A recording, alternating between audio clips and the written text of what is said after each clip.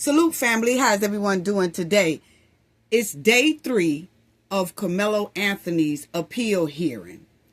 And Austin and Hunter have 53 major and troubling incidents that was intentionally left out and hidden from the jury so that they couldn't hear it. Wow. Let's talk about each of the 53 trifling incidents that Hunter and Austin had that the prosecutor and the old defense team hid from the jury in order to get a conviction of Karmelo Anothony. Unbelievable. Y'all already know what we have to do for the ones in the back. This video is under fair use. Copyright disclaimer under Section 107 of Copyright Acts in 1976. Allowance is made for fair use for purposes such as criticism, comment, news reporting, teaching, scholarship, and research. Fair use is a use permitted by copyright statute that might otherwise be infringing. Non-profit, educational, and personal use tips the balance in favor of fair use. Yes, fair use. All rights and credits go directly to its rightful owner. This video is purely for fair use, opinion, and entertainment. Enjoy. And we also want to add that everything in this video is alleged. Yes. Salute, family. Want to say salute to the moderator, Kendall R. Salute to everyone that's in the chat. Salute to the replay gang. Salute to everyone who be in the comment section leaving comments. Thank you so much. It just warms my heart to see the support that you all do show me all the time. Thank you to our subscribers, our old subscribers, new subscribers, our subscribers overseas as well. Thank you all so much for your generous support. Please hit the like and the hype button. If you see the hype button, please hit the hype button for your girl. It's so greatly appreciated. Family, let's just get right on down to it. Y'all know that today is day 3 of Karmelo Anothony's appeal hearing. And family, when I say it was a doozy, it was a doozy. Okay? But they are now waiting on the judge's decision. And we will get into that, because we're going to go over a little bit of day 2 and today, day 3. Family, it was a lot of hidden information about Hunter and Austin. And, you know, when Hunter was doing his little news interview, we had already said that he looks guilty. He looks like something else went on more than what he is disclosing. We already said that. You can look at his face right now. That's when he did that news interview. He did a couple of news interviews. And each time he had this same boo-boo look, okay? That he know he had messed up. He just didn't want to say it. So he was trying to pin it all on Karmelo Anothony, knowing that they were the real aggressors, okay? So you can see the guilt all over his face. Yes, Hunter right here. Okay. Now, these boys have 53 major violent incidents in their background, which was hidden from the jury and from the public in order to secure a conviction on Karmelo Anothony. Basically, that is railroading a person. That is sabotaging a person's trial. And that is wrong. So we don't know what that judge is going to decide. He's probably going to think real long and hard over the weekend. Or he probably already had his mind made up. And he just don't want to cause a frenzy while everybody is in attendance. Because you had the people outside. Some of them was for Karmelo Anothony. Some of them was for the Metcalfs. So I feel like he might have felt, just my opinion now, that if he would have said what his ruling was, and if it wasn't what the other side wanted to hear, then it would have been a big mess probably. And he probably didn't want that. So he said he would send it probably in an email and let everyone know his decision on Monday. Okay? So they saying allegedly he's supposed to send it in an email. I don't think he's going to come back into the courtroom with that decision, because if he comes back in the courtroom with the decision, then everybody will come back up there and crowd around, okay? And I just feel like they're just trying to keep down confrontation, okay? That's just my opinion. But anyway, family, let's get right down to it. Because remember yesterday we talked about Karmelo Anthony's old lawyer, Mike Howard, who was testifying on the stand, and he was being questioned by Karmelo Anthony's new appellate attorneys, okay, which is Russell Wilson. So let's go over some more of what he said just to refresh y'all memory. Y'all remember when Mike Howard was on the stand yesterday and he was saying how Austin Metcalf and Hunter had terrible, bad backgrounds. And he wanted to use this inside of the trial. But because of that shake hand deal, it kind of put him in a tight bind where he couldn't disclose a lot of the evidence that he had on the Metcalf twins. Okay? So as you see here, he was letting out statements including an offense report about the graffiti that they did involving the N-word text that used for slangs for blacks and Hispanics. This is just what the twins was doing. They was always throwing out those N-bombs to people, okay? They was throwing out the N-words, and that graffiti, family, they said that it had the words triple K and all hail to the Toxie, but change the T to an N. Okay? That's what they was doing. And that's what they had on the graffiti, which is very alarming. So that shows that they had a lot of racial tension inside of themselves. Did they belong to some type of group or something like that? Because they said that they was making those Toxie, y'all know what I mean, replace the T with an N, okay? They were throwing up those type of signs with their hands and stuff all the time. They were saluting to that all the time. And then they was writing things that have the triple K in it, okay? And then they was throwing out N-words all the time. So Mike Howard is on the stand and he's telling all of this to Karmelo Anthony new lawyers, okay? Russell. He's telling all this to Russell, and he was saying that he did want to bring all this up, but his hands was kind of tied due to the gentleman shake hand backdoor deal that they did with the prosecutor. Okay? So as y'all will see that he was telling about all the N-words that they were doing and all that. Said Hunter and Austin, the twin brothers, especially Hunter, had message that was negatively targeting other students in school, okay? Now, they said that they were messing with Hispanics, blacks, and some whites, but their main targets was always Black Americans and Hispanics, okay? That's what they were saying about the boys. So y'all remember also that Mike Howard was also saying that the coaches had suspended Austin and Hunter, and they wasn't even supposed to be at the track.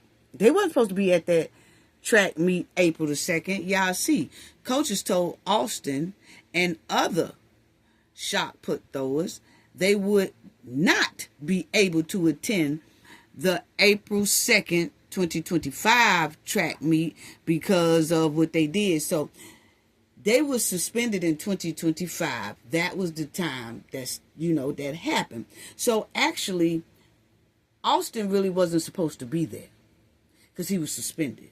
And then they said that they let them put up the tent, but he was just trying to show them a lesson about their bad behavior and things like that. So, I just wish they would have stuck to their word. If they was suspended, then they shouldn't have been able to even enter that track event or whatever they was having April the 2nd, because if they would have kept them suspended, not able to attend these games, not able to participate, then this most likely wouldn't have never happened. Okay? But these boys were so out of control. So many people kept patting them on the wrist, giving them second chances, third chances, and it looks like 53 chances. Unbelievable. Unbelievable. So remember when Mike Howard was on the stand, and so he was talking about everything that these boys be doing, okay? Hunter was reportedly banned from a teacher's classroom on the day before the poking. He was suspended multiple times over the years, including once for profanity towards a teacher and once for posturing a fight, okay? So he was just out of control. Out of control. Then in 2023, y'all will see that Austin was bullying a black student, okay? This is nothing new. This is something that they did all the time. All the time. So as y'all see, that Austin was bullying a black student. And then the black student told, the teachers and everything like that. He didn't get disciplined. And then in March 2025, he was ordered to stay away from a different black student he was accused of bullying. Okay? So both Hunter and Austin were accused of threatening to hit cheerleaders, and they was reported of another assault of a female. Remember, he put that female in the hospital. Then they was accused of assaulting another female in 2024. Okay?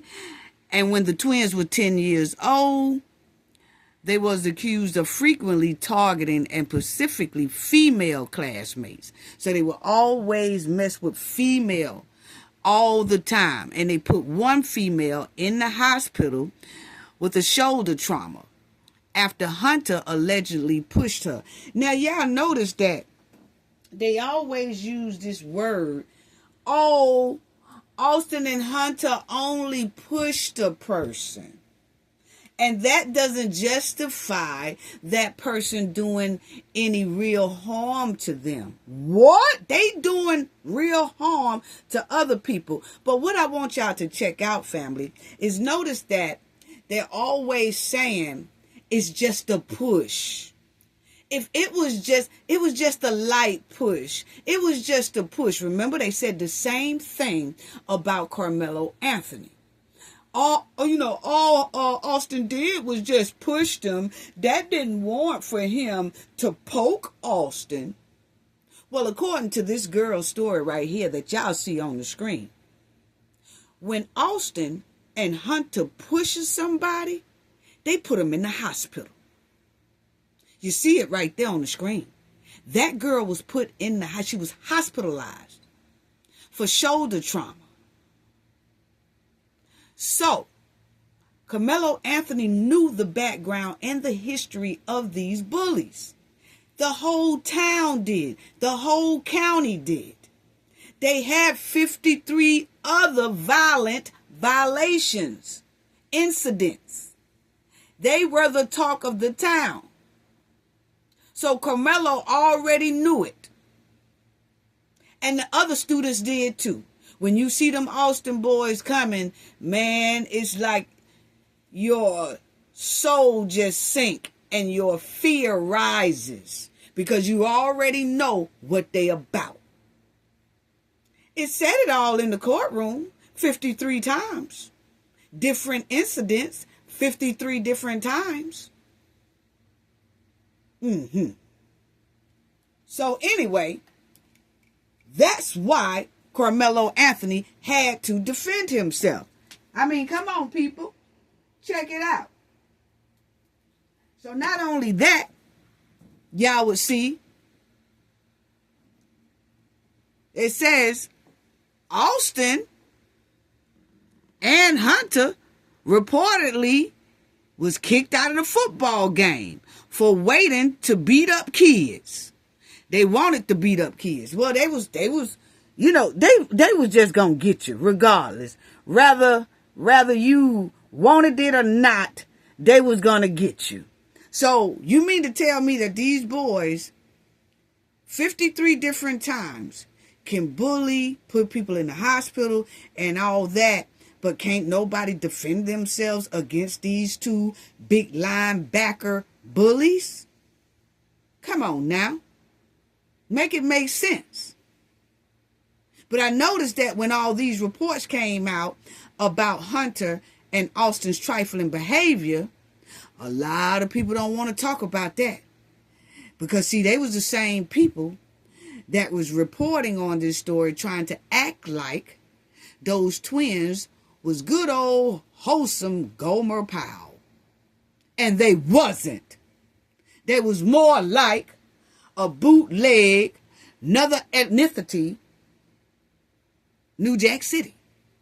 They was bullies. They was bullies. And then y'all will see right here, this is another thing I want y'all to see. Once they got kicked off that football team, that's the same. And then he said, oh, well, they be talking crazy. So that's how come we do what we do to them. They always say somebody else is talking crazy to them, but they are the main ones that start everything. Okay. So they said that about Karmelo Anothony too. All 53 incidents, they always say, oh, you know, they was talking crazy. So that's why we did that. That's their alibi lie. And they did it on Karmelo Anothony. You know, we just asked him who he was, and he started talking crazy. So anyway, as part of the agreement, the jury wasn't going to hear none of this stuff that they're talking about, how trifling the Metcalfs are. Okay? Now, Howard also said that Austin phone that showed him throwing a water bottle at a black student and hitting him in the face. Now, they said that was a pretty hard hit, too. And, you know, they said that water bottle was full.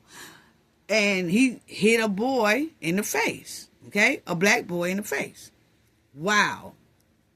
I'm just going over what Howard said when he was on the stand, okay, to Karmelo Anothony's new lawyer.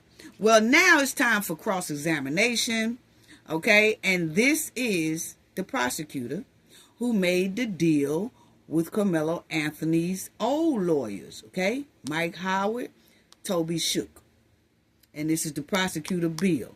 So now Bill is mad that Howard is telling everything, okay? Basically saying, you know, he telling everything we did. And, you know, a lot of the stuff we did was against the law, okay? So as y'all see, Bill now cross-examinates Mike Howard. And this is what he said.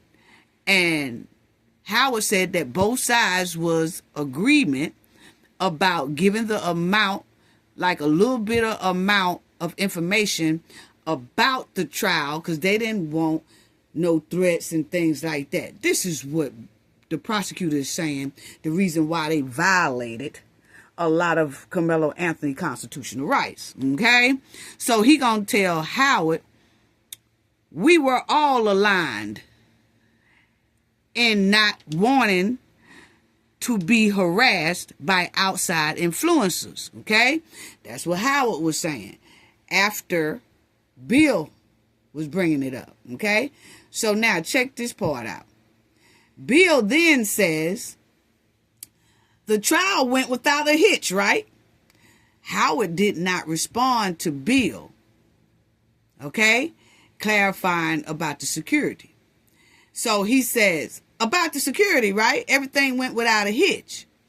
And so then you'll hear a small laugh in the courtroom when Bill was showing out. See, this man here shows out.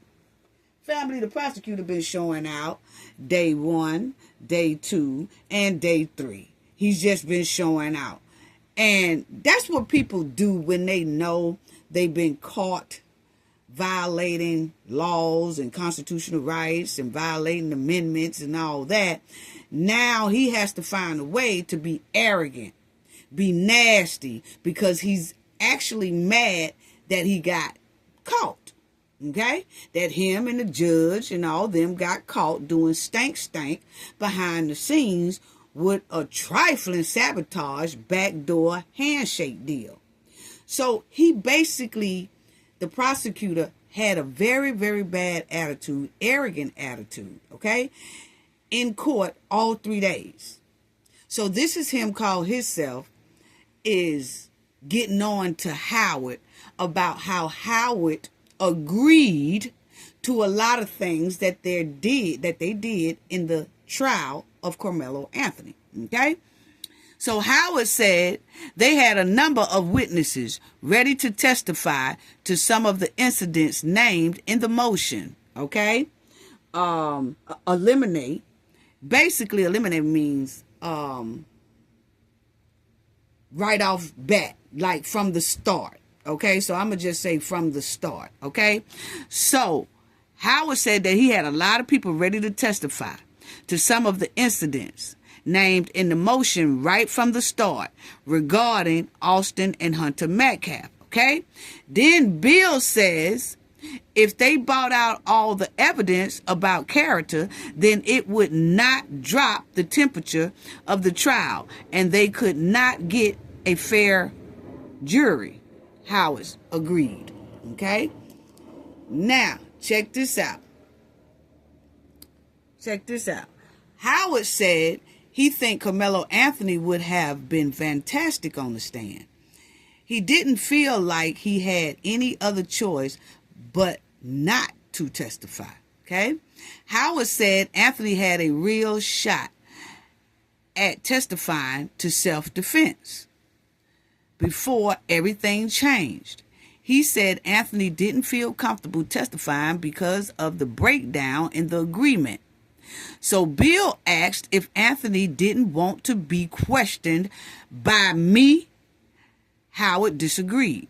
So what the prosecutor is saying, when Anthony old lawyer Howard, he's on the stand, and he said, hey, Karmelo Anothony would have made a great person to testify for himself. He would have did great on that stand. So then the prosecutor said, well, why he didn't get on the stand? Because he was afraid of his questions that he was going to ask. He didn't want me to ask him no questions, did he? So Howard disagreed. He said, no, that's not it. He did not testify because it was a breakdown in our agreement. And it wouldn't have been beneficial for him to testify since our agreement, backdoor agreement, had fell apart. You know? So then you will see Bill, he going to say, the prosecutor, did I break my words to you? I'm looking at you in the eye right now, Howard. I honestly don't know. I want to believe, but Howard said, he cannot contemplate on that the agreement would have also covered Anthony's testimony. I cannot ignore how shooken and shocked I was at your interpretation of the agreement. Okay, Howard said. So the prosecutor is sitting up there and he's telling Howard, look at me in my eye. Man, that's a grown man. Howard is a grown man. The prosecutor is a grown man. And you can tell that the prosecutor is used to bullying people as well because of his tone of voice to everyone who's in that courtroom. He has a nasty attitude. He has an arrogant attitude. And he will step over the law just to prove a point. And that's exactly what they did during Karmelo Anthony's trial. They stepped over a lot of laws. Instead of following the law, they stepped over a couple of them. Well, a lot of them. Okay? They stepped over the amendment law. They stepped over the constitutional right law. Okay? But you can see how nasty he is. He's telling Howard, look me in my eye and just tell me that I broke the agreement or I broke my word to you. That's how he was doing Mike Howard, you know. So Mike Howard then says, well, I don't know. I want to believe, but then he stops, Howard says, okay? And then Howard goes on and say, I just can't contemplate on the agreement that we made because it was a big breakdown in it, and it was a big breakdown in it, and it was to the detriment of my client, So that's what they was going over in the courtroom about that. So then y'all will see that Bill, once again, arrogant. He says, there was a high level of trust between both sides, right? Howard. Up until that point, that's what Howard said. Up until that point, referring to the moment there was a breakdown of the agreement. So you see how the prosecutor is telling Karmelo Anthony's old lawyer who's on the stand, there was a high level of trust between both sides, right? Man, y'all in there because the man said it wasn't. He said it was a big breakdown that just crumbled. And that y'all reneged on the deal.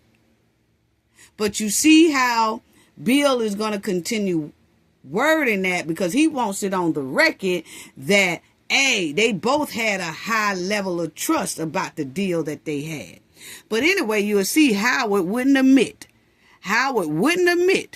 that if the agreement wasn't there, it would have been a tougher road for the defense. No, he ain't going to admit that because it wouldn't have. If the agreement wasn't there, it would have been better for the defense because then they wouldn't have been tied up to where they can't bring up the Metcalf twins' past. See, if he had never made this agreement, they would have been able to bring up the Metcalf twins' trifling behavior, violent behavior. But because he entered this deal with the prosecutors, they couldn't do that. So it left everything looking like Karmelo Anthony is the aggressor and the bad one. And they made the Metcalf boys look like angels. Who, what? They some good church Christian boys. They just went to the track meet and you just expect for your kid to come back, which that is true. You do expect for your kid to come back home at any event they attend. But my thing is, when your kid terrorizes the whole county, you have to expect for something to happen. Like 53 times already before this happened up under the tent. 53 times previously, these boys been in a whole lot of deep trouble. And all they got was a pat on the wrist. Unbelievable. Now they got arrested and went to juvenile, but hey, they got out. And evidently, that didn't teach them a lesson because they went to that track meet and they picked and started an argument and a fight with Karmelo Anthony, who was just sitting down and didn't ask for that. Wow. So anyway, family, as y'all would see, the prosecutor also said to Howard, he said, the prosecutor said, chess club was the first point of contention during opening statements. Howard said the agreement was hamstringing. Howard said he felt like the rug was pulled out in front of us. That's what he said. Now you notice that the prosecutor keep harping on the fact that at beginning opening statements of the trial, that Karmelo Anthony's lawyer Howard brought up the fact that Karmelo Anthony knows how to play chess. And remember we talked about that? The prosecutor did not even want the jury to know that Karmelo Anthony played chess because that shows that he's smart and he's a thinker and he does think before he makes a move. Okay? And so the prosecutor got mad that Karmelo Anthony's lawyer brought that up. So then the prosecutor used that as an excuse to say, okay, I ain't even abiding by the deal no more. Well, the deal wasn't on the record anyway. So the prosecutor can renege on the deal anytime they get ready. And in my opinion, that was all planned. They was waiting on any little thing or any little mistake to pull back that deal. I think they was already planning to pull back on that deal before the trial even started. They just was saying they're going to wait until they can find just a little bit of something to renege on the deal so that they can crush Karmelo Anthony and send him to prison. That's what is given to me. That's my opinion. Okay? But y'all notice on the screen that Bill always brings up about chess club. Yeah. You wasn't even supposed to say that, Howard, but you did. You know what I'm saying? So that prosecutor was stuck on the fact that Karmelo Anthony's lawyer brought up that Karmelo knows how to play chess. And he didn't want that brought up. Okay? And Karmelo Anthony, as y'all see, he didn't not only know how to play chess, family. Karmelo Anthony was in a chess club. So he was in a club, a group, that I guess is some type of group that they have in the community that they are chess players and, they'll do chess competitions and things. So Karmelo Anthony was part of a chess club. You see, the prosecutor brought it out. Now, at the trial, Karmelo Anthony's lawyer didn't even bring up that Karmelo was inside of a chess club. He just said he knows how to play chess. Okay? But here in the appeal hearing, the prosecutor felt like he needed to bring that back up. He was just that mad about that. Unbelievable. Unbelievable, family. So, now that Karmelo Anthony knew appellate lawyer Russell has finished questioning Howard. Okay? So now that's when you saw Howard and Bill going back and forth at it, okay? Because they made that little janky deal.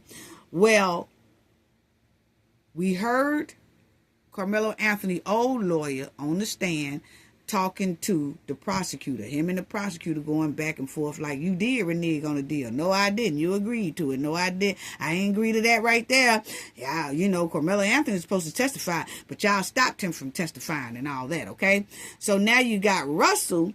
He's asking Howard some more things. So Russell Wilson asked Mike Howard about the questions prosecutor asked the students who witnessed the confrontation and the poking at the track meet tent, including was the poking self-defense and who was the aggressor.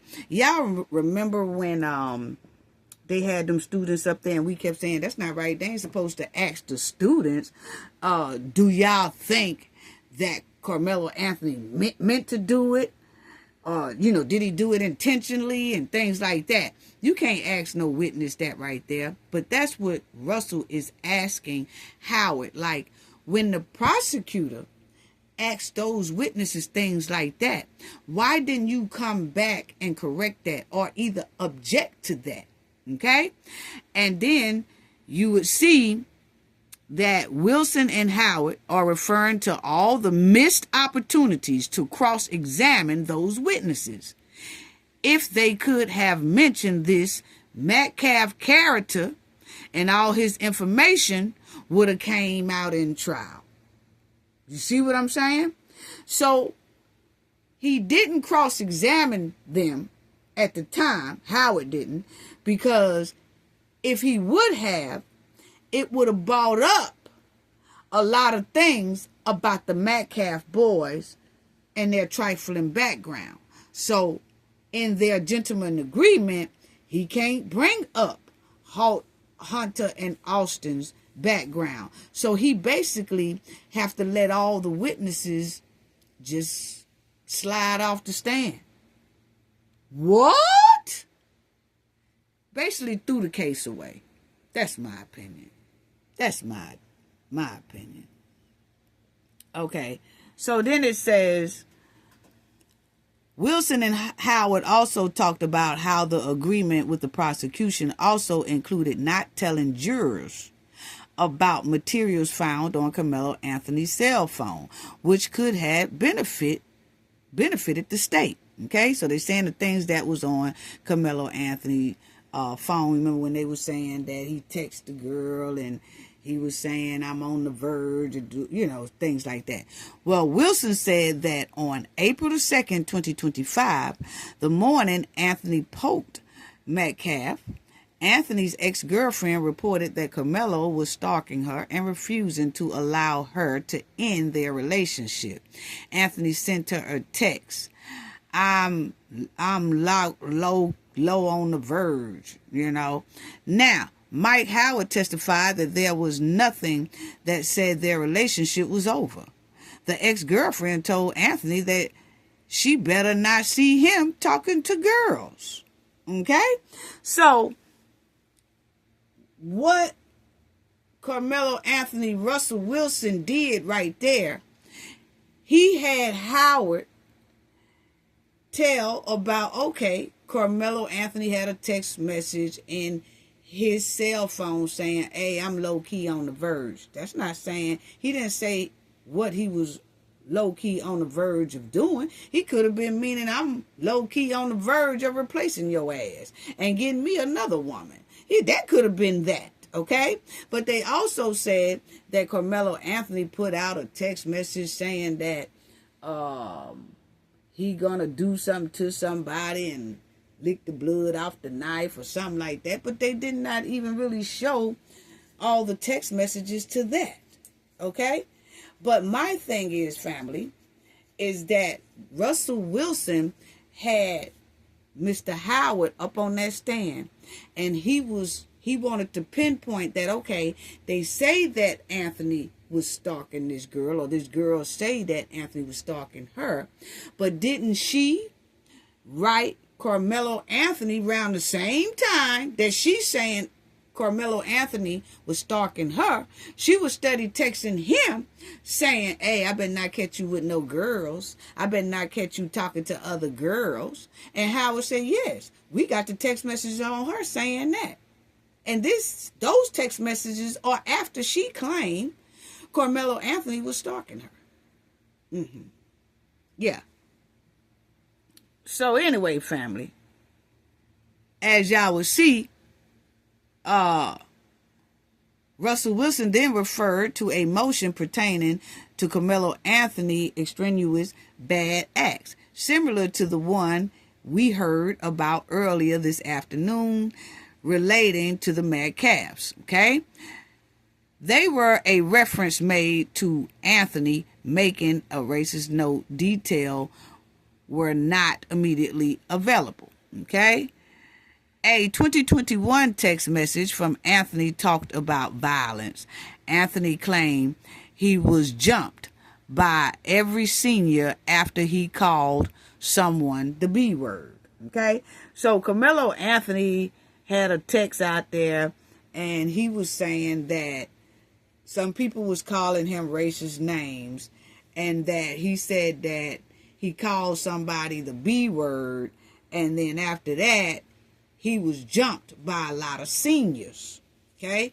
This was back in 2021. That's what that text message was talking about. Okay?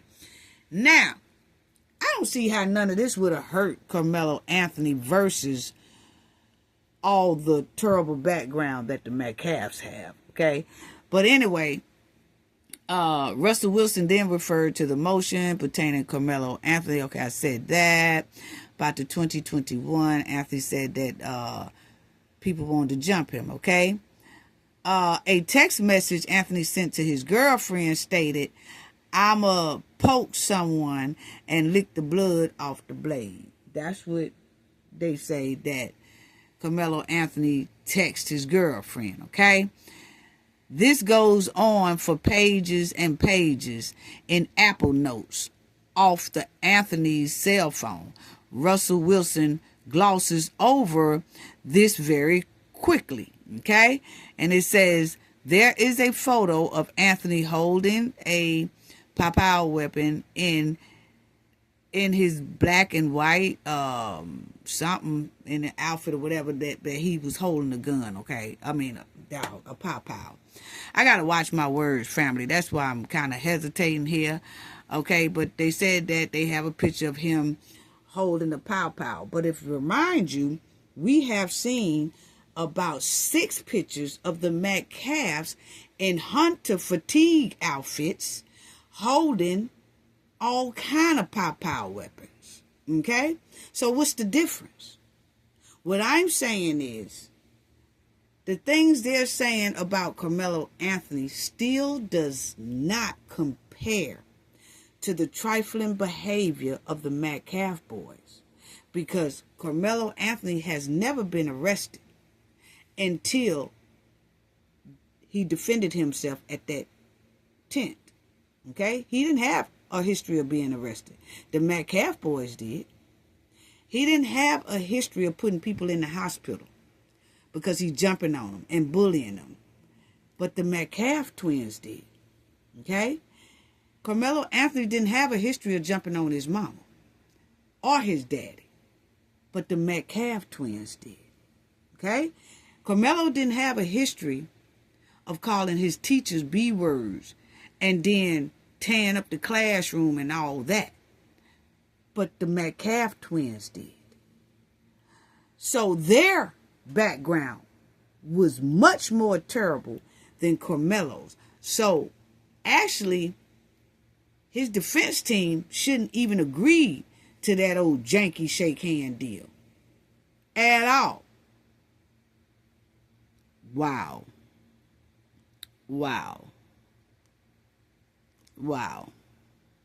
Now, this is what the chick posted up the day after Karmelo Anothony got arrested. So my thing is, you remember they said in the testimonies at this appeal hearing that she said that Karmelo Anothony was stalking her even on the day of the track meet. They said hours before the track meet, she claimed that Karmelo Anothony was stalking her and harassing her, and she told the teacher or she told the principal and all that. But then when he goes to jail, she posts this.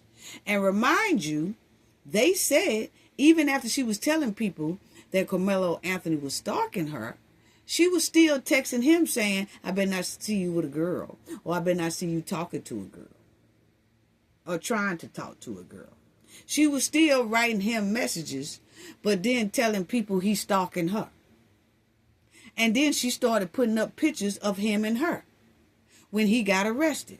So if someone is stalking you, why are you putting up pictures of your stalker? And why are you putting up pictures showing that you hugging your so-called stalker? Make it make sense. But this is the type of stuff she was doing. Yeah. This is the type of stuff she was doing. So that discredited her right there. So yeah, I would have put all this in the first trial. Because Okay, the prosecutor would have said, oh, he was stalking her and he was doing this and he was doing that. And then all the defense had to do was come back and say, no, he wasn't. Look at these pictures. She was posting these right after and before he got arrested. She was text messaging him, see, saying, I better not see you talking to no girl. This is after she telling everybody that Karmelo Anothony is stalking her. So if you want to be honest about it, it looked like she more stalking him. Anyway. So then you'll see Russell Wilson. Why was the agreement never in writing? This is what Russell is asking Howard. Mike Howard, the media coverage and the social media had been immense. The state and the defense wanted to make sure the jury pool was clean because they wanted a fair jury and a fair trial, he said. Howard said he selected veteran prosecutor and defense attorney Toby Shook as co-counsel for Anothony because he knew Shook knew the prosecutor Bill, and that Toby Shook and Bill were very good friends and they knew each other, and Shook knew Bill's strategy. The two are longtime friends, colleagues, and former law partners. Come on now. I don't see why Howard brought Toby Shook along, knowing that Toby Shook is good friends with the prosecutor in this type of case right here. Wow. Wow, man, this is a pure D setup to me. That's what it's giving. Howard said Bill reached out to Shook first about the agreement. Howard said there were in-person meetings about the agreement starting about a month and a half before the trial. Okay, that makes sense. You see where Howard is on the stand and he's telling Russell that, hey man, they reached out to us for this deal. We didn't reach out to them. We didn't reach out to them at all. Bill reached out to Toby Shook and said, hey man, let's do a gentleman's agreement. Well, that should have told Mr. Howard and Toby Shook, don't take that deal. You know why? The person who knows that they don't have a good case is the one who's going to try to strike up some type of agreement or a deal. So that's why the prosecutor went to Toby Shook and Howard and say, hey, let's get together and let's do an agreement, a gentleman deal. And they agreed to meet with him, and then they took that deal. Why did they take that deal? It showed that the prosecutor reached out to them to make a deal.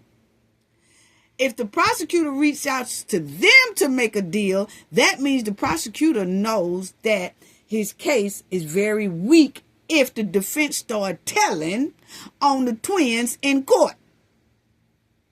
So what do the prosecutor do? He puts a muzzle on Karmelo Anothony's lawyers just so he can win the case for the Metcalfs. Now, if the defense, if Karmelo Anothony lawyers would have knew that their case was weak, then they would have reached out to the prosecutors to try to make a deal. But they never reached out to the prosecutors to try to make a deal. It says it right there. It says the prosecutor reached out to Karmelo Anothony team to make that deal, which shows that the prosecutors knew that if we don't make a deal with them so that we can stop them from talking about the Metcalfs, Karmelo Anothony gonna walk. He gonna walk. And there's no way we can let him walk. So we got to come up with something. And I know what I'm going to do. I'm going to reach out to his lawyers, ask them to do a gentleman deal off the record.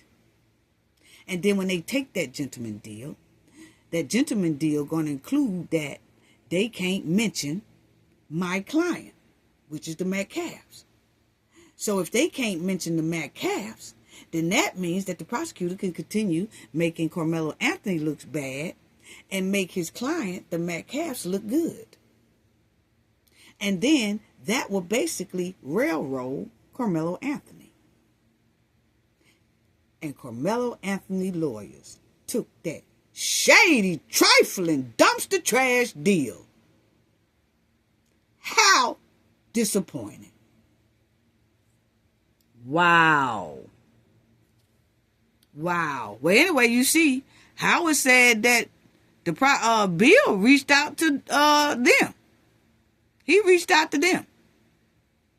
And then they had an in-person meeting about the agreement starting about a month and a half before the trial. The formal meeting got heated. Howard testified. The former meeting got heated. Howard testified that Bill irritated and raised his voice. Okay, he got irritated and he raised his voice and all that. I gotta stop reading sideways. Hold on. Okay. So Bill said that Bill got irritated when they had this meeting and he raised his voice at Howard and all that. And it was intense and they prolonged back and forth. Okay, so they said they had got into it a lot doing this here deal. Backdoor shake hand deal. Now, Howard was under the impression Karmelo Anothony was going to testify. They were fine. And, they was fine with Anthony testifying and focusing on just what happened up under the tent. But they did say that Karmelo Anothony was going to testify, okay? As long as the state didn't ask him no generic character questions, okay? Like, you're not someone who would do that, right? They saying that Karmelo Anothony was going to testify just as long as the prosecutors don't try to intentionally trip Karmelo Anothony up to where they can slide in Karmelo Anthony's past that they agreed to keep out of the courtroom. Okay? So Howard said they had a lot of discussions indicating they were going to argue self-defense in this case. Karmelo Anothony not testifying was never impressively discussed. Okay, Howard said. So Howard said that Karmelo Anothony was going to always testify, and the prosecutor knew that. But then, at the end of the trial, when Karmelo Anothony's lawyer said, okay, he's getting ready to testify, that's when the prosecutor said, no, he can't testify because, see, y'all broke the agreement at the beginning of the opening statements of this trial, and y'all told that he plays chess. So that's part of his background. So now, if you put him on the stand, I'm going to bring up everything that's in his background. And so now the defense team is saying, no, because we done went through the whole trial, and I didn't bring up nothing about Hunter or Austin's background. So now you're going to wait to the end of this thing. And I tell you, he's getting ready to testify, which you knew he was already going to testify because I told y'all he was going to testify. But now y'all reneging and say if he testify, we're going to bring up his background. So that's what made Karmelo Anothony not testify. So if you think about it, they forcefully made Karmelo Anothony not testify in his own trial. They forcefully did that because of that gentleman agreement. And that's wrong. You really force a person not to testify because you say if they do testify, you gonna say this and you gonna bring up this. Actually, that's blackmail. Because their shake hand deal said, no, y'all can't bring up his background. But because the shake hand deal was off the record, hey, it ain't nothing nobody could do. Because you can't go back to the record and pull out the record And it wasn't recorded, it wasn't filed, it wasn't documented in the proper way, none of that. So you can't go back to it and pull it out and say, see, you can't go back on this agreement. The agreement stands. So see, by it being a shake hand, word of mouth agreement, a person can renege on that all day. And it ain't nothing nobody can do. And you really can't prove that that person is lying. And you can't prove that the other person is lying. Because nothing is down on paper. So see how slick they were to railroad Karmelo Anothony? But the thing about this appeal is they didn't go about everything the right way. They were supposed to document a lot of this stuff. And a lot of that stuff they did not document. That is violating a lot of laws. You cannot do that. You're supposed to go through. You can do gentleman agreements. Yeah, y'all could do gentleman agreements, shake hand deals and all that. But it got to be recorded. It got to be documented. It got to be filed inside of the court system. And they did not do that.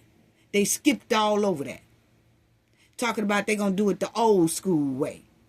The old school way means back in the 1800s where they didn't have any computers or nothing. So they had to write everything down by hand. But if you look at it, they didn't even write everything down by hand and sign it and all that because they still didn't show all that in court. Unbelievable. Unbelievable. But anyway, general character questions would have opened the door, Howard testified. So Howard is saying if he would have let Karmelo Anothony get up there, or if Karmelo Anothony had decided to go testify, then the door was open for the prosecutors to basically dog him out and bring out everything in his past. And the defense team can't bring up everything in the Metcalf boys' past because we at the end of the trial and everybody gone. Karmelo Anothony was the last thing to do in the trial is for him to testify. So you see how slick they were? Wow. Wow. So he said that Karmelo Anothony just decided not to testify because of that. So Howard said on the final day of the trial, Toby Shook approached him. And during the break, Bill approached Shook to say, agreement does not cover a testifying defendant.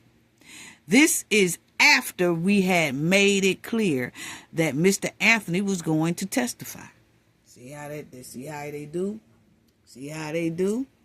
That's low down right there. So Toby Shook did that to basically stop Karmelo Anothony from testifying. Wow. Wow. This, Howard testified, was the beginning of the breakdown of the agreement.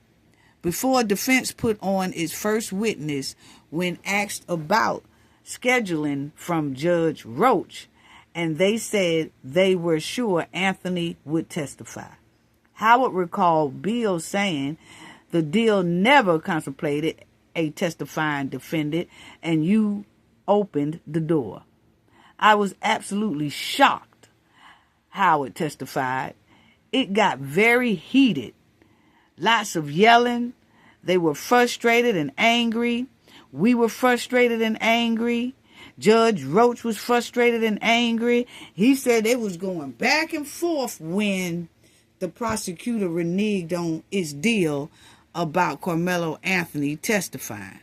Okay?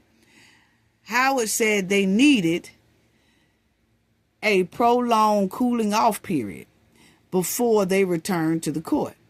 Howard said Bill said that he was under the impression that the door was open when he brought up that Karmelo Anothony was part of a chess club.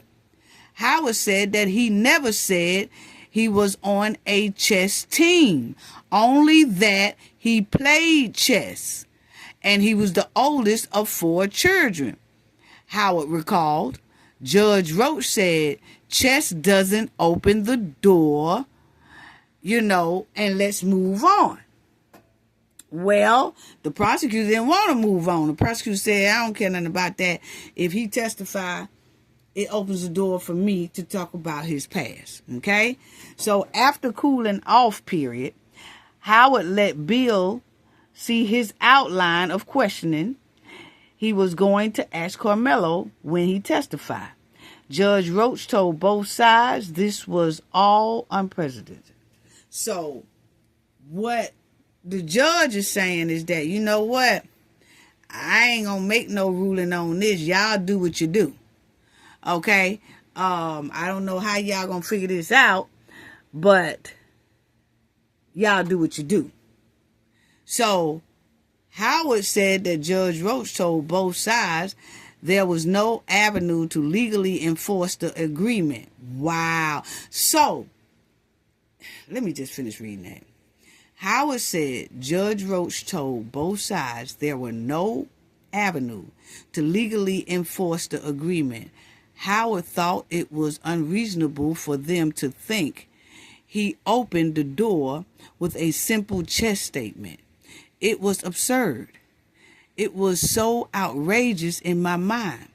Howard said the state never brought up that he opened the door quickly after the opening statement. Had the defense known the state thought the door had been open, our team would have enjoyed a very different cross-examination. See what I'm saying? But it just shows that the prosecutors, played the defense team, Karmelo team.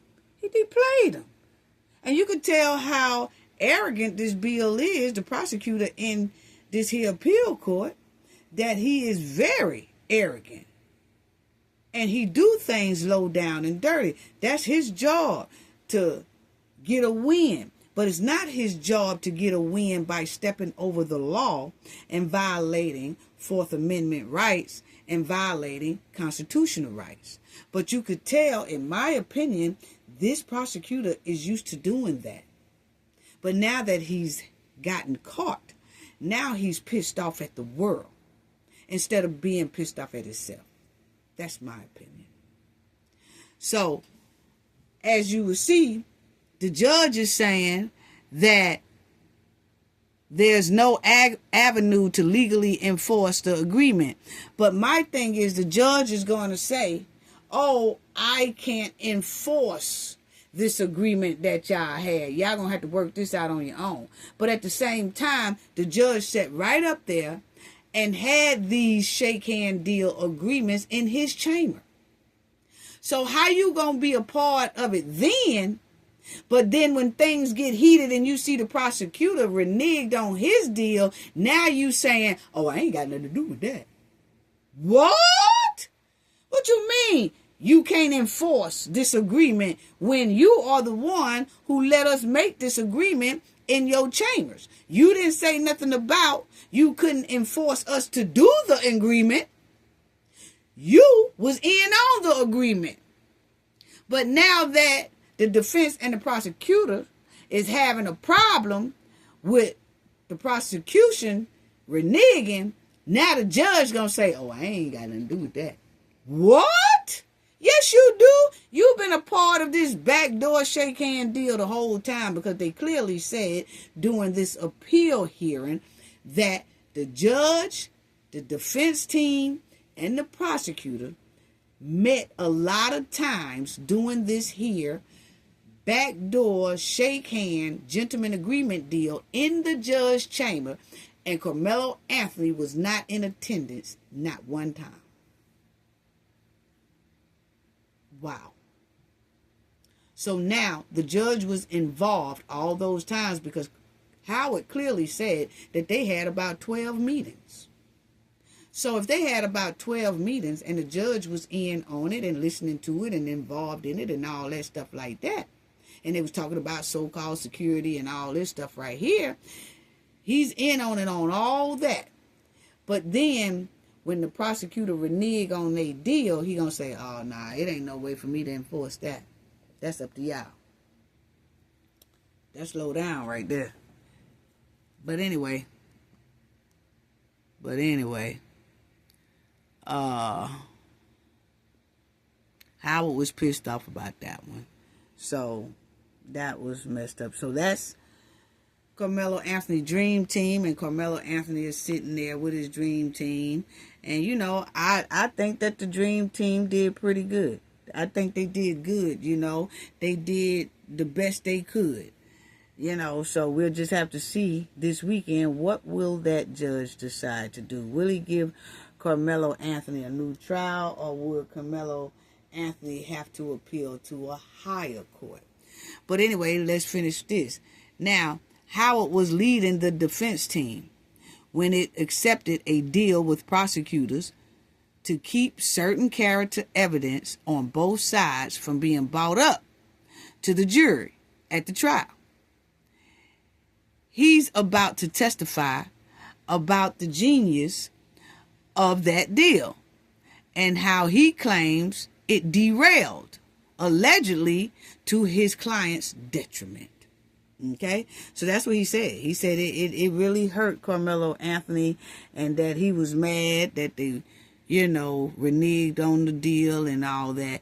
And, you know, Mike Howard said he has been practicing law since the early 2000s. He was retained by Karmelo Anthony's family to represent the team and made his first appearance in the case at bond hearing, where bond was reduced. Okay, so that's what he said. He made his first appearance. Okay. Then y'all will see Howard said it was definitely under 30 minutes. He doesn't know the actual time it took both sides 45 minutes to experienced lawyers to review questions. Okay, Howard said it was going to take a lot longer for a 19-year-old to decide whether to testify. Howard, 1 hour, 2 hour would not have been enough time. It was not enough time at all. So what he's saying is that they did have less than 30 minutes to prepare Anthony to testify. Okay, and they're supposed to have longer than 30 minutes to prepare their client to testify. But Karmelo Anthony's old lawyer is telling everybody on the stand at this appeal hearing that they had less than 30 minutes to prepare Karmelo Anthony to testify. Okay? Wow. Okay? Because they want to prepare him to testify, which they were supposed to be preparing him months before the trial. But at the same time, you listen to what's being said inside of the trial, and then that lawyer writes down certain key points, and then the lawyer will go over his client about what to say about this, that, because now they can hear, physically hear what witnesses said about him, you know, what experts said about him and all that stuff. And so then he goes back there and prepare his client to answer a lot of things that they heard in trial. Okay? But he's saying that they got less than 30 minutes to prepare Karmelo for that testimony. Okay? And he's supposed to have longer than that. And so the prosecutor said, they had a long time. But anyway, Karmelo Anthony's old lawyer is saying, no, we didn't have that much time at all. And he also said that Judge Roach asked Anthony if he had enough time to decide to testify. And Howard said he said yes. Howard reminded the court that he was a scared 19-year-old. So he's saying, yeah, the judge asked Karmelo Anthony, did he have enough time? But Anthony just went on and said, yeah, because he's a scared kid. Remember I told y'all that, family? I said the judge is, you know, they're saying that the judge even asked Karmelo Anthony, did he have enough time to prepare to testify? And he said, yeah. I said, yeah, because he ain't never been through this before. He don't know how much time he's supposed to have. I said they should have said, hey, y'all got an hour and a half to prepare. And then we'll come back to court. So let's recess for an hour and a half, then come back. Okay? Then once they come back in that hour and a half, then he could ask Karmelo Anthony, do you think you had enough time? Okay? But Anthony didn't know. They could have gave Karmelo Anthony 2 minutes to prepare. He wouldn't have knew that 2 minutes wasn't enough. Only thing that's going on now is his lawyer is saying it wasn't enough time and that they only gave them less than 30 minutes. He said 10 minutes at one time, but now he's saying it was less than 30 minutes. He know that. So that was that on that. And then you will see Howard said he had never handled any prior case with the prosecutor Bill, but did handle a case with another prosecutor. Okay, so Howard said that in Anthony's case, the attorney would make filings directly to judge, which he said was an old school way of doing things. He said he does not recall who proposed that, because he said he didn't, you know. Howard said there were no pretrial hearings or motions. He said they had off-the-record discussions with the Judge Roach where Karmelo Anthony was not present. We had a lot of meetings, 12 or more. See what I'm saying? See what I'm saying? So Howard is saying they didn't have no pretrial hearings. That is against the law. Because they were supposed to have pretrial. I was saying that they had a pretrial hearing and then, you know, the public was excluded and the defendant was excluded. But the way Howard is telling in the appeal hearing on the stand, that he's saying, nuh-uh, there were no pretrial hearings or motions. He said they had off-the-record discussions with the Judge Roach. You see what I'm saying about they saying that they had all these off-the-record discussions, but then when they got into that big heated argument about Karmelo Anthony testifying and the prosecutor reneging, all of a sudden then the judge gonna say, oh nah, y'all on y'all own, I ain't got nothing to do with that. Well, according to this right here, you've been all involved in it. Wow. So Russell Wilson asked Howard whose idea was the shadow docket. All parties was concerned for how this case became viral, Howard said. We all wanted the temperature tuned down and turned down. Okay? So, but that still ain't answering the question for real. He said, whose idea was it to do all this here off the record, off the docket thing?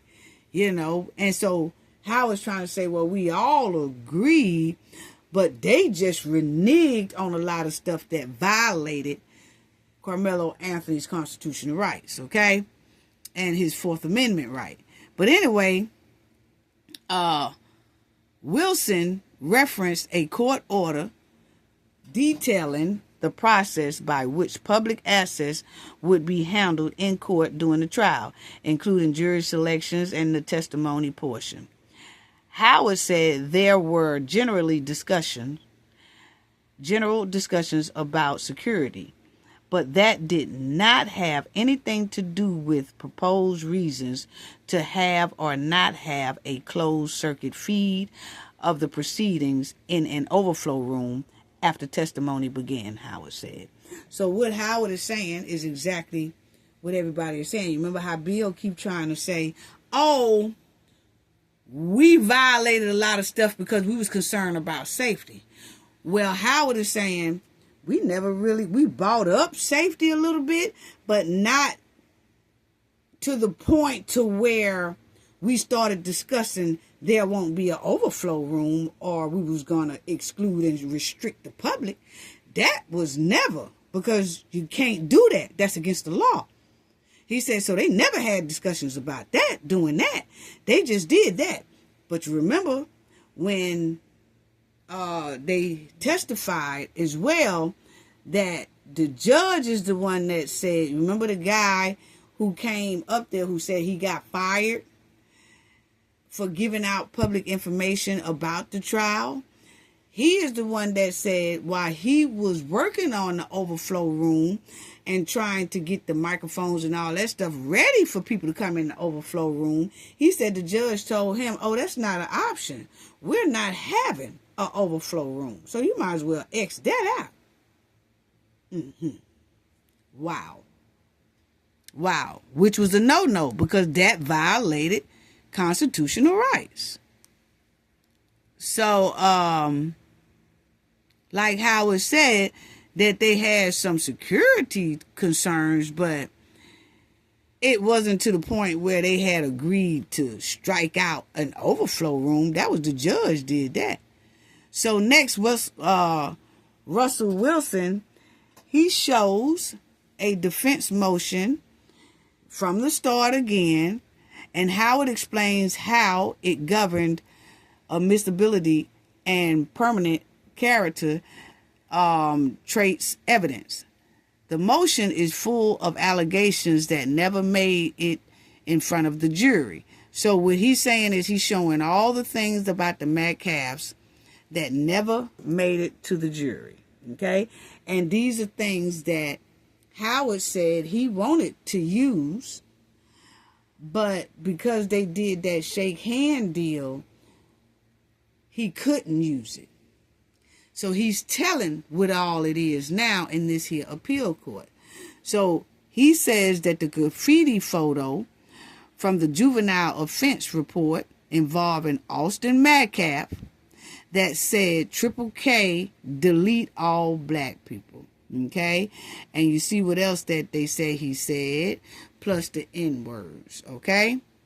Then it says the document, which was never made public until now, always reference body cam footage related to the incident, but it's not played in court. Austin Metcalf said, we did some dumb stuff and we did some vandalism according to testimony about the motion, okay? The document also describes a text Austin Metcalf sent on the day he passed. A student messaged Metcalf about a eagle. Okay, that's supposed to be a bad name for a Hispanic.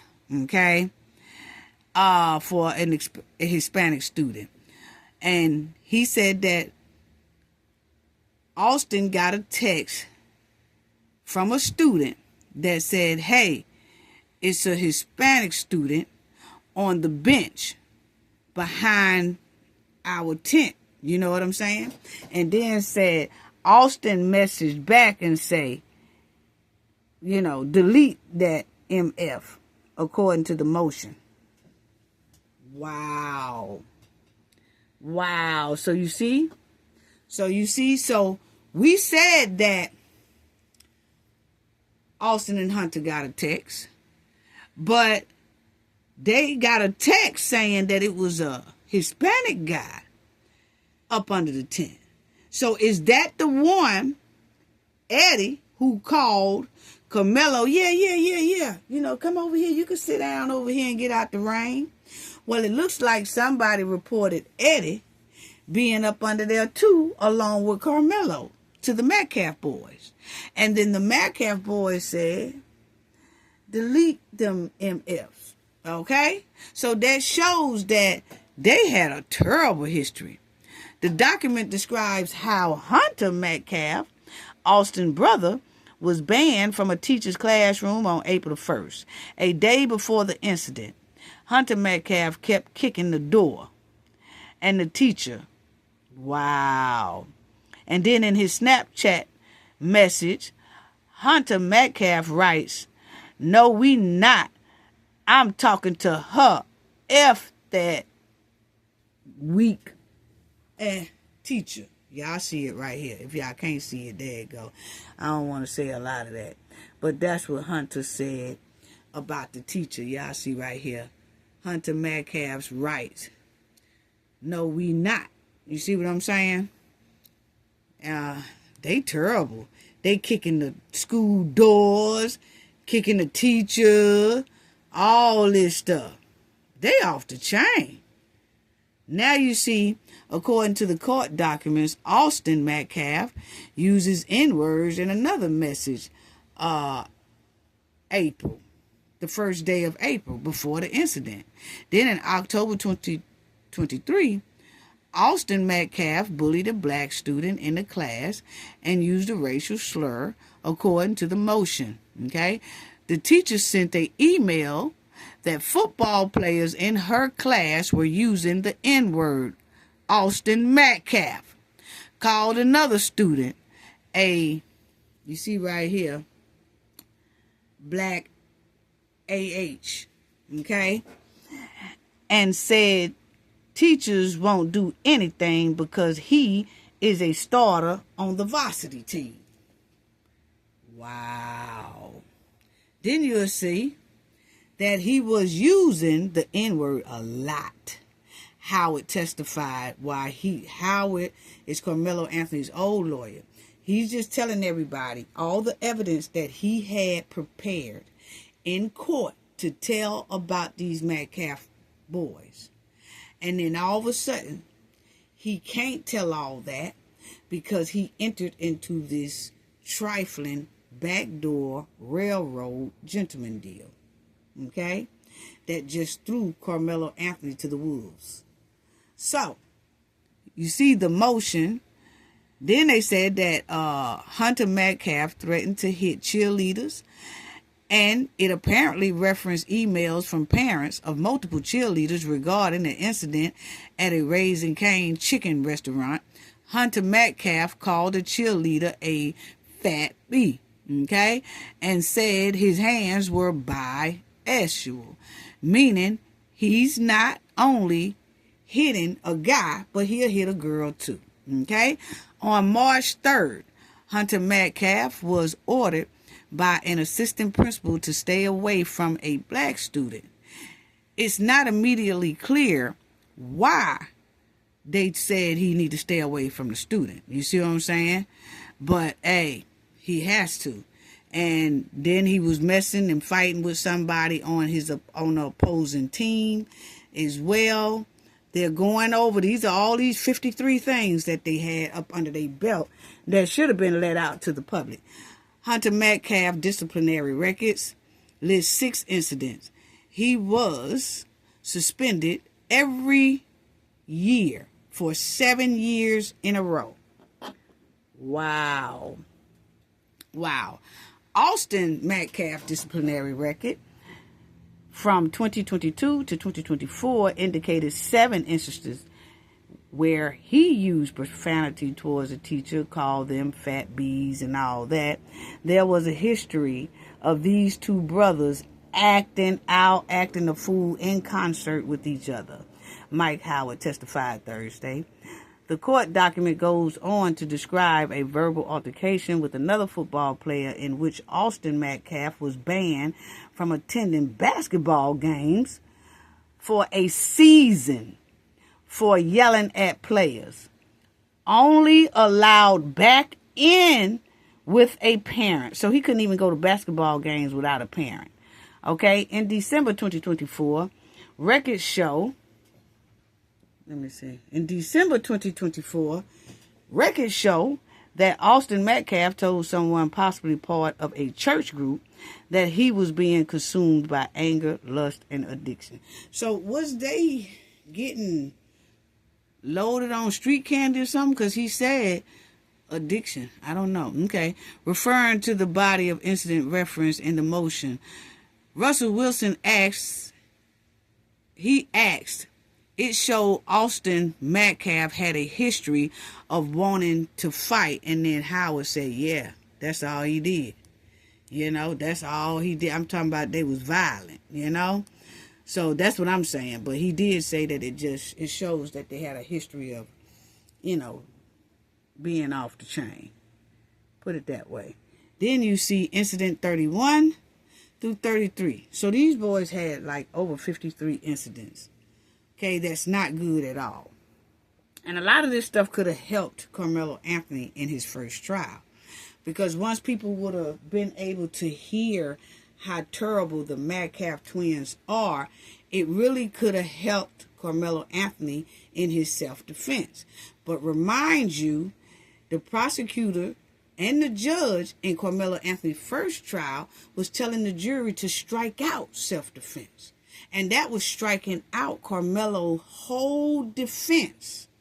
We might as well get up and not even have court, because my defense, the reason why I'm in court is because y'all have to see, did I do self-defense or did I intentionally do this? Well, if you strike out self-defense, you're just leaving the jury to say, I intentionally did this, because you told them to strike out self-defense. You see what I'm saying, family? And that was messed up.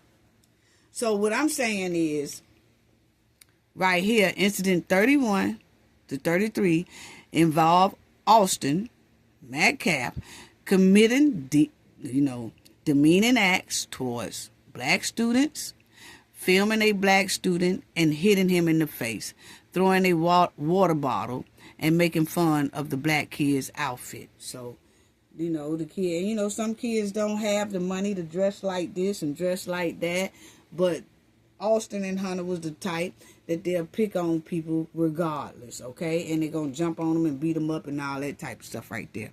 Now, I'm trying to be careful with a lot of these words, and I'm kind of mumbling and jumbling, and I really don't want to say a lot of them and stuff, because YouTube is just done got where, you just can't say a lot of stuff, and it's sad, too. But anyway, then they said November 2023, video from Austin Metcalf's phone shows him hitting another student. Wow. Shows him hitting another student. Then it says it shows him hitting a student and filming him, beating on students as well. Then they said he also, November 2023, video from Austin Metcalf's phone shows him hitting a student. Another video shows Austin Metcalf filming a black student eating a banana, which Mike Howard testified it's a racist trope. Okay, it is. Then you have video 37 through 40. Shows Austin Metcalf fighting another student with gloves on. More videos that show physical violence towards friends and students and everybody else. They didn't care. In one video, Austin Metcalf says, I'm going to slap the out my dad, and he isn't going to do about it. So they must have showed a video. He made a video telling everybody he getting ready to slap the dunk out his daddy, okay? And his daddy ain't gonna do dunk about it. What? They said they were doing it to Megan too. But anyway, in another Austin Metcalf video, he is grabbing the face of a student and pulling it towards his crotch. What? Oh my God. Anyway, that's low right there. When you take a student by their face and put that student face down by your parts. Yeah. You see what I'm saying? And everybody gonna say that Karmelo Anothony didn't do self-defense. Yes, he did. He better had, or he was gonna be laid out somewhere like Nolan Wells. That's not no disrespect. I'm just saying that he was quick on his feet. You see? He was quick on his feet. And if he hadn't have did it, he would have wound up deceased.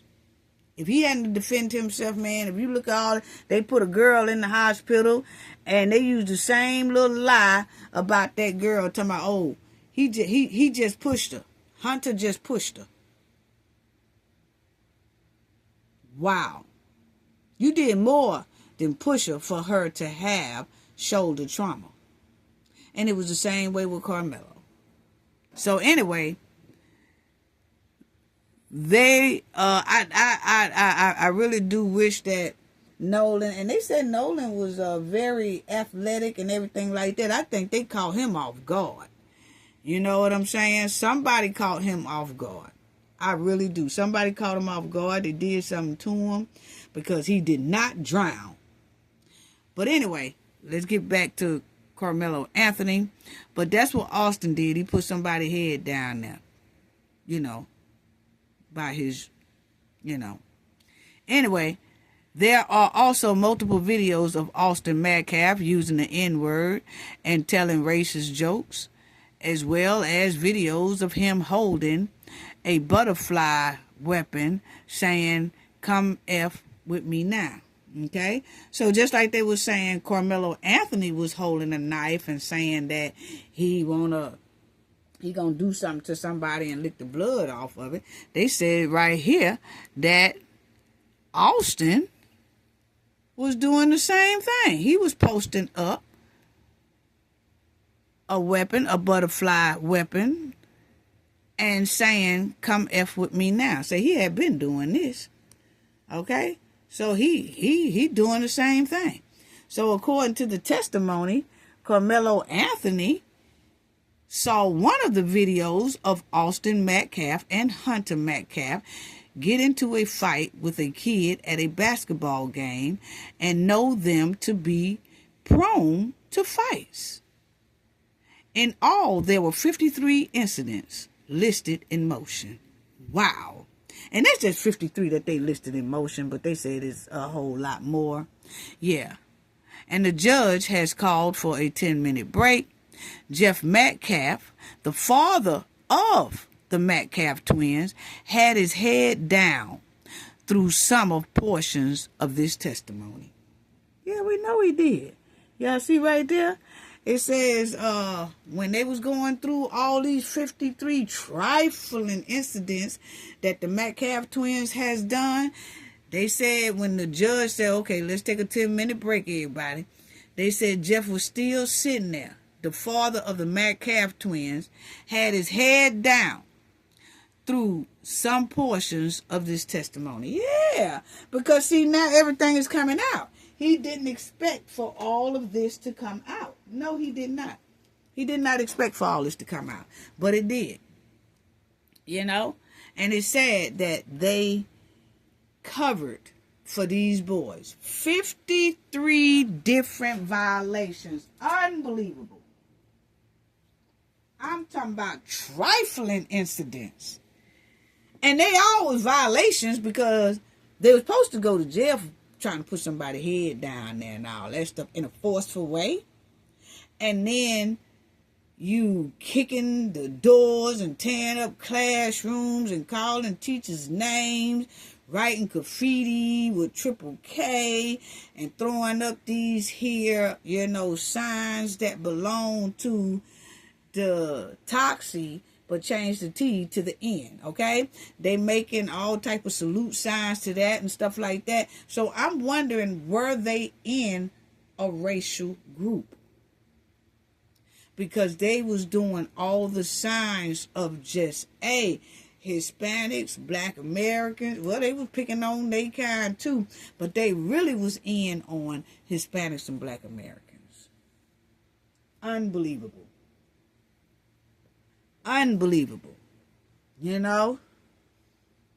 Unbelievable. Then you'll see that Bill said that the agreement kept jurors from hearing allegations involving Anthony's history with knives and violence and all that.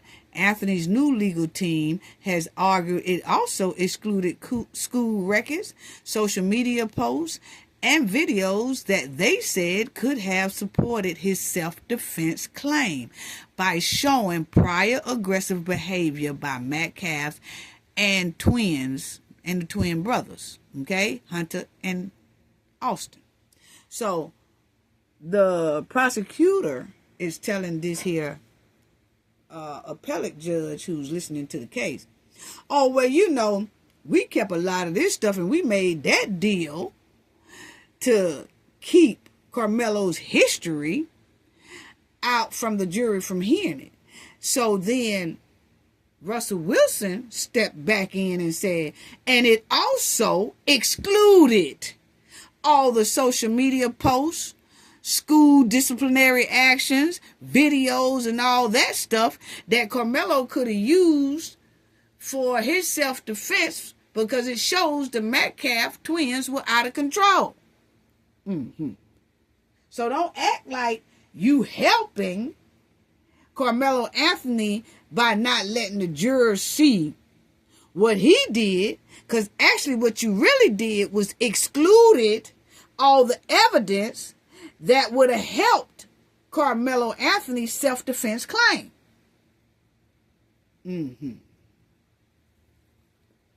That was a good one, Russell. But anyway, then you see that the Judge Chitley questioned both sides about whether the agreement remained in place when Anthony was considering testifying. So he want to know, was that deal in place? Did both sides, were they still in agreement with this so-called shake hand deal when Karmelo Anthony was considering testifying? And the answer is no. They was not in agreement. And I think that speaks volumes in itself for the judge to ask that. But I'm getting kind of mixed reviews because I do know that in one time when I don't know, I'm just getting mixed views. I really am. I don't know how this judge going to decide. And that's a good thing because you can't see any bias in the judge, It's like the judge stayed quiet the whole time, just looking back and forth. The whole time he say something is, hey, 10-minute break, 30-minute break, lunch break, whatever. That's it, So you really can't tell, But this speaks volumes that we really never heard the judge ask questions until now. And he says specifically, he questioned both sides about whether the agreement remained in place when Anthony was considering testifying. And the answer is really no. Because remember, the prosecutor and Karmelo Anthony's old lawyer both have said during this whole appeal hearing process that's where the agreement broke down at, when Karmelo Anthony was getting ready to testify. And then that's when the prosecutor reneged on the deal.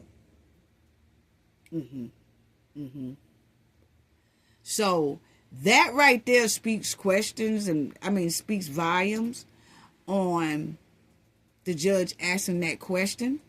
Because his concern, I know he got a whole lot of other concerns, but this must be a question that he needed to know to help make his decision. That's what I'm saying. Because you notice he says, he asked that question.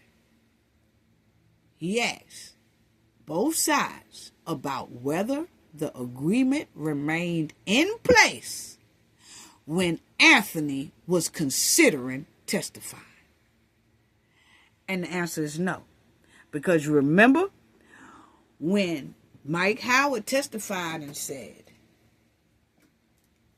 when I told the prosecutors, okay, Karmelo Anthony's getting ready to testify, they said, he can't testify. And if he do testify, then the whole deal is off the table. And we gonna burn them up, boy. We gonna ask them all kind of questions. We gonna open the door on them. We gonna bring up that past and all that stuff. Then the defense said, no, y'all can't do that. What y'all going back on the deal with? No, he can't do that. Because, see, you went back on the deal when you brought up the fact at the opening of the trial, you said he know how to play chess. At that point, deal was off. So that answers that judge question right there. No. The agreement was not still in place while Karmelo Anthony was trying to decide if he was going to testify or not. Okay? So then you will see the prosecutor going to say, we're still willing to honor it, but fear that testimony from Anthony or his mother will inadvertently open the door to character evidence. So basically, you're telling the judge no.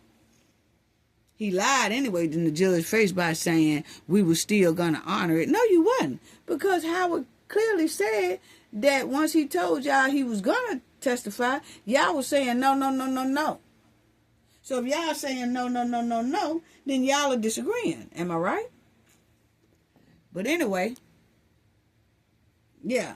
He didn't want to answer the judge truthfully. That's all that's telling me. Point blank, period. That's all it's telling me. Now, Shook maintained that the defense understood the original agreement to include Anthony's testimony about evidence under the tent. He acknowledged, however, that the lawyers could have had different understandings of the deal. See, that go talk with Shook, trying to say, well, you know, he's saying this in an appeal trial. Okay, he understand now Toby Shook. That's part of Karmelo Anthony's last lawyers too. Okay, and he is the one that is very close to the prosecutor. Him and the prosecutor are good friends, best friends, and all that stuff, okay? They had a law firm together. So now he's trying to say something good about Anthony, but also try to say something good about the prosecutor.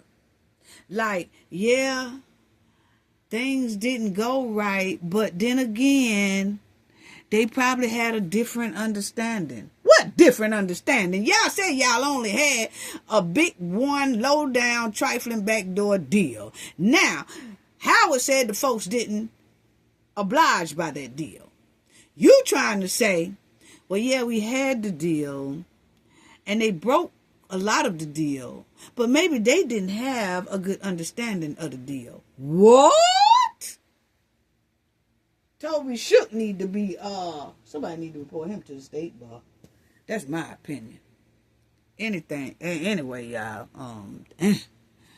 under cross-examination, Bill said the lawyer never disclosed the details of what the agreement would allow if Anthony testified. He said both sides knew Anthony might take the stand in a self-defense case, but prosecutors believe they would first need to work through the limits of his testimony. See, that's low down. So he has agreed right there that he knew Karmelo Anthony was going to testify. Okay?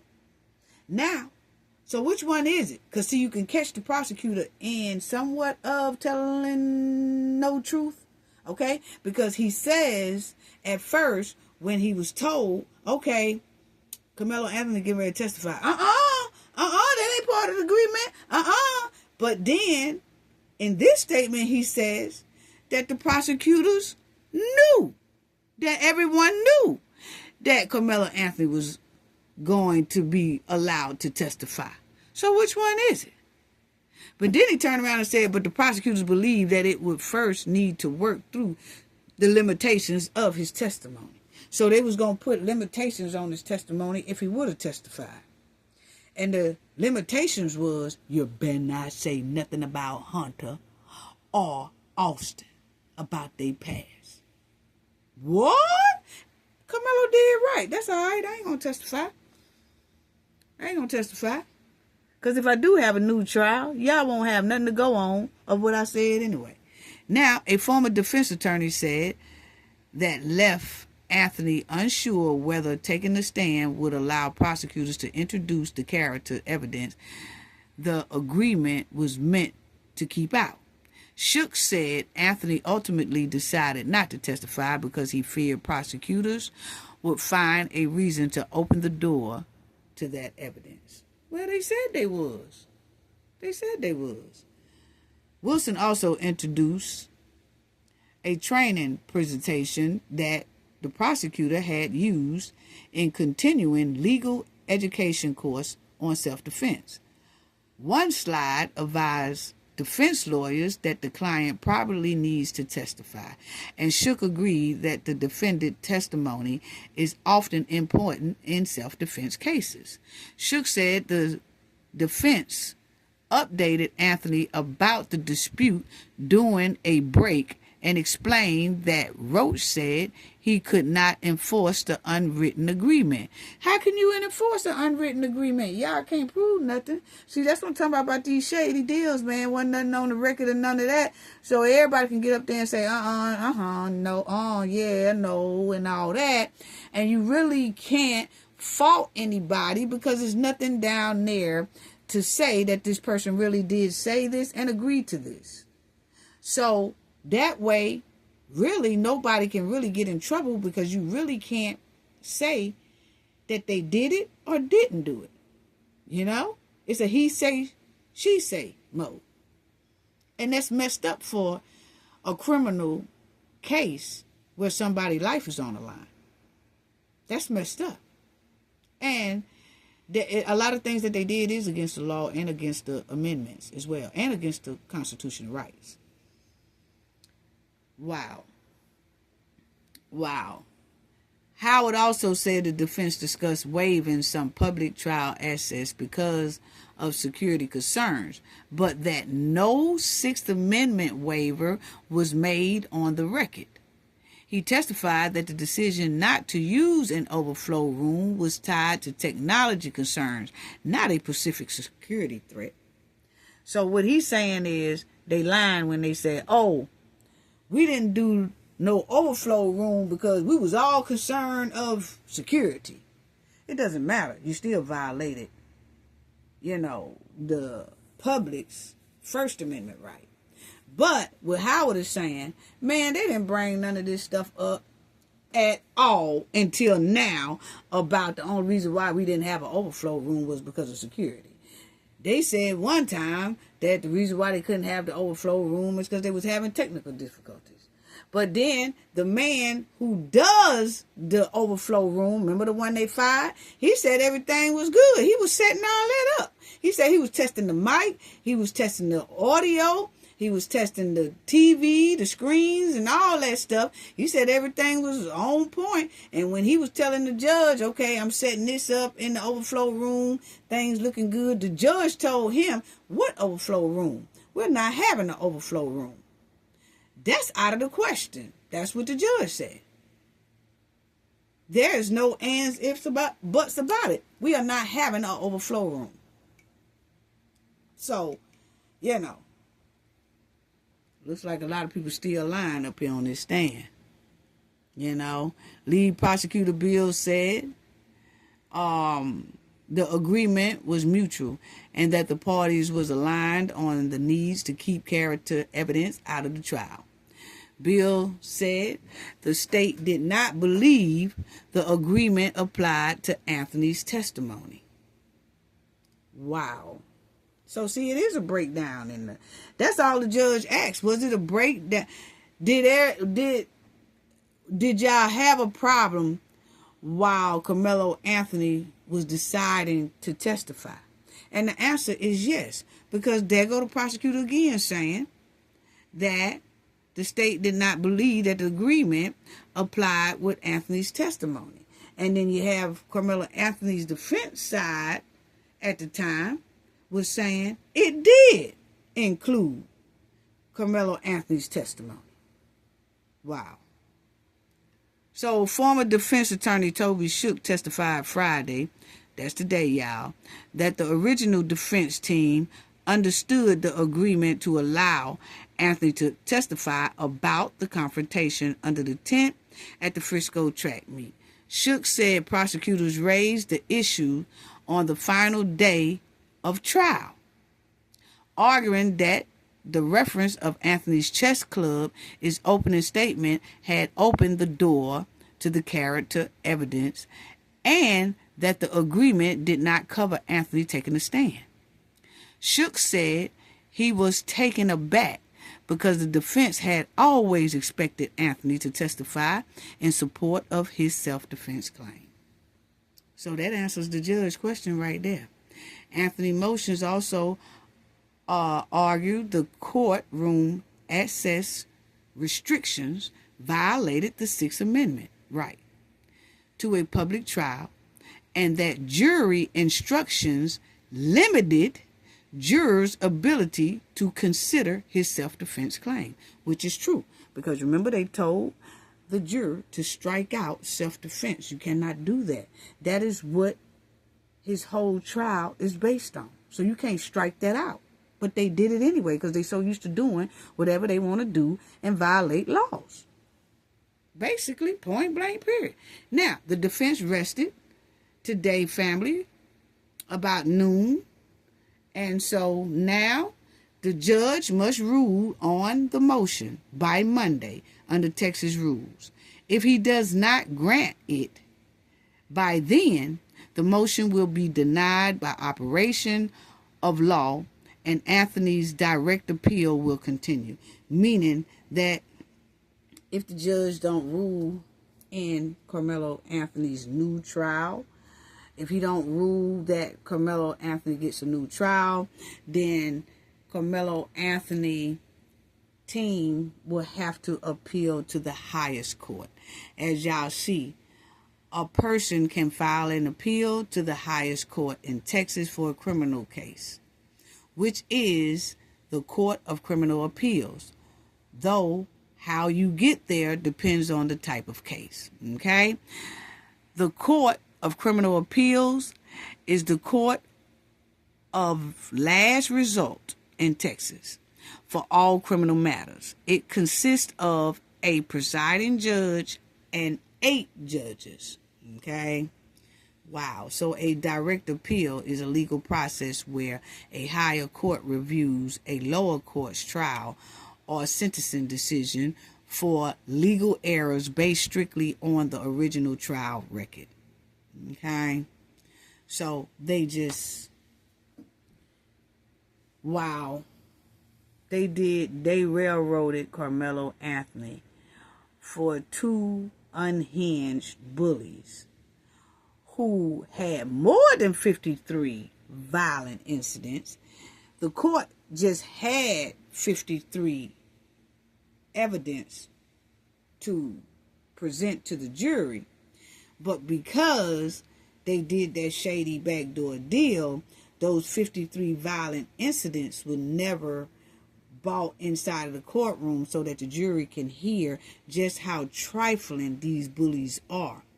Because it would have gave the judge then, not the judge but the jury, it would have gave them kind of a sit back and say, well, man, maybe Karmelo Anthony didn't have any choice but to defend himself. Because these guys here was on, they was on one. That's all they did was bully people. Day in, day out, that's all they did. And that's messed up. That's messed up. It really is. So now, but my thing is, you don't hear too many people talking about that. You see what I'm saying? That Austin and Hunter was hardcore racists. They was arrested, put in juvenile detention, all filming themselves. They jumping on the mom and the dad. You know what I'm saying? They was just out of control. With all their intimidating tactics. All over the damn place. Unbelievable. And my thing is, did y'all pay attention to how the mainstream media only make headlines about what was revealed about Karmelo Anthony in this appeal hearing, but they not saying a whole lot about what was revealed about the Metcalf twins? That's when you know bias, and that's why a lot of people like tuning in to content creators, because we tell both sides. That's just like me and a lot of other content creators. I said what they said Karmelo Anthony did, or, on his social media, and what the girl said that he was stalking her and all that. But I also told about how Hunter and Austin had trifling, violent behavior in their background. So I'm telling both, okay? I'm telling both. But you can see a lot of mainstream media, they are leaving out all the 53 violent incidents that Metcalf and them had. They only saying, oh, The court appeal brought out some background on Karmelo Anothony. He was stalking the girlfriend. He was this. And then he said something about he's on the verge. And they whole title is about Karmelo Anothony to make the world look like, oh, well, he was a violent kid. Okay? But they say nothing about, and this is what the Metcalf twins was doing. They don't do that. They just leave it with Karmelo Anothony. And that's why they audience be so redirected in the wrong direction. And that's why when they audience hear a judgment that they don't like, they say, oh, that's wrong. But see, the mainstream media didn't tell them all of the truth. The mainstream media gave them half truth. So they are going off a half truth, not all the truth. But then like over here, the Knowledge family, I'm telling both sides. And so when a judgment come down, then okay, we know both sides anyway. But we're not just talking about what they said the Metcalf boys did. We also went over what the girls said Karmelo Anothony did and what they said Karmelo Anothony said on his text and all that type of stuff right there. But we do tell at least what they said about Karmelo Anothony as well. But you have the mainstream media, they only going to tell about what the appeals hearing brought out about Karmelo Anothony's background. But they're not saying a hell of a lot about what the appeal hearing also said about the 53 trifling violent behavior that the Metcalf boys did. Unbelievable. Unbelievable. Yep. And then, let's say if the judge do say he deserves a new trial, you're going to have people over there on that, the people that follows the mainstream media, they're going to be saying, oh, that's not fair because they just said inside of the appeal court that he was writing bad messages and that Karmelo was stalking a girl and all that. How they do that? But what they didn't know is that, wait a minute now, your mainstream media didn't tell you about all the 53 violent incidents that the Metcalfs had? Oh, they didn't tell you that. So you only knew half the truth. No. You see what I'm saying, family? Unbelievable. That's why people don't even fool with the mainstream media no more, you know? And my thing is the prosecutors wanted to take this old janky deal because they knew that Hunter and Austin would have been cooked if they would have brought up their background in the original trial, and that Karmelo Anothony would have most likely walked. That's why they wanted to stop the jury from hearing all that. It wasn't to benefit Karmelo Anothony. It was to benefit the Metcalf twins. That's what it was. That's what it was. Wow. Well, family, that's it. And they said that the judge is going to make his decision sometime by Monday. But it's sad the way they all did this backdoor deal to railroad Karmelo Anothony, and just shout out once again to the Dream Team for stepping in and helping our brother Karmelo Anothony. He really do needs a new trial. They violated all kind of amendments, there's constitutional rights and all that. Hopefully the judge do see that and he rules a new trial. But hey, we don't know, and we won't know until Monday. But what I can say, that it is another step above that, and we showed that they could take it to the highest court, and they could take it to the highest court and see what the highest court say. This is unreal. So thank y'all, and I'll talk to y'all soon. I probably won't do a video now. Probably Monday I'll see what they say for the see what the judge say, because he got to make a decision Monday. by Monday. You know what I'm saying? And they said, I don't know if he's supposed to send it in an email or how he gonna do it, you know. But we'll see. And then we'll come back and we'll talk about it Monday, whatever decision. But he got to make a decision Monday. So what do y'all think that the judge is going to do? Put it in the comment section or put it in the chat. Do y'all think he's going to give Karmelo Anothony a new trial? Or do you think that he's going to deny it and Karmelo Anothony is going to have to take it to the next highest court? What y'all think? I want to say what I think, but then I don't want y'all to say, okay, yeah, I think like you. But me, the way the judge listened to it, and then as deep as this thing is, family,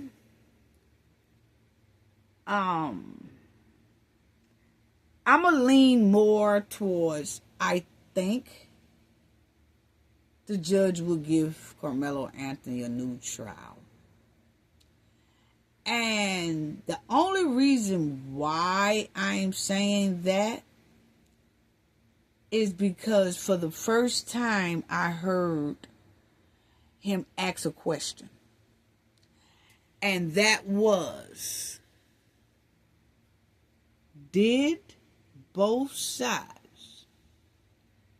were both sides' agreements still intact while Karmelo Anothony was deciding if he was going to testify or not? And the answer is no.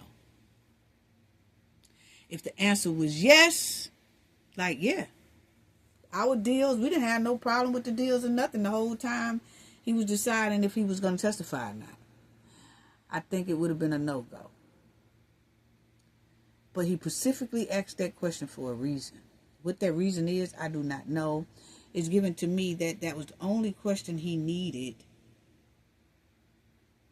to continue to contemplate on what he's going to do. And he most likely had a lot of other things down, but that was the one he was missing. So he made it a point to ask that question. Was the deal intact? Let me go back to that again. There it go. No, it's not. Where the judge asked that question, family? He said, was everything intact? There it go. He asked that question. He asked the question to both of them, to both sides, about whether the agreement remained in place when Anothony was considering testifying. And the answer is no. So, I'm going to say, I think he might. I'm going to say I think he's going to grant Karmelo Anothony a new trial. That's going to be me. And at least I gave a reason to why I think he's going to do it. And, you know, he could trick me. But I'm just going off for that question he asked, you know. So it shows that that's what he wants. He really wants to know that. He probably had about 6 more other things on his desk that he is weighing. And that's one of them that he wanted to know, but he didn't have. And then he asked that question, and the question is no. So, we'll see. So that's mine. So, and that's why I feel like he might most likely will be granted a new trial. And I know it's hard to get a new trial in Texas. But you have to understand, they say it's like a 1 or 2% chance. I think Karmelo might be that 1%. It was a lot of stank in here. That's all I have to say about that. Gain knowledge to prevent blockage. And we all know what that means. The more you know, the harder it is for anybody to block y'all from your goals and success. Bye-bye.